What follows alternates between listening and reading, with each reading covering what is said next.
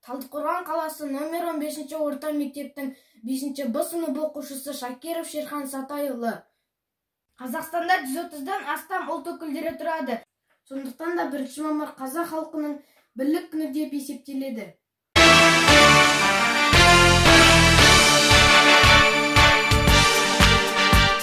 Жасыл жайлау, тұтты кілем, көк кілемге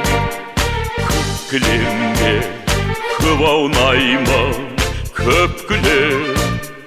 Маңдайымнан сыйпап өткен самалды, қазағымнан алақанау деп білем.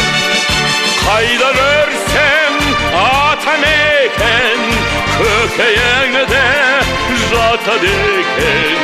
Күннің өзі ұясына қимай оңай батады екен. Жасыл жайлау, түкті кілем, көк кілемге көп аунаймын, көп күлем. Күннің нұрын, айдың әппақ сәулесі, қазағымна махаббат ау деп білем. Қайда көрсем атамекен, көкейіңде жатады екен. Күннің өзі ұясына қимай оңай батады екен.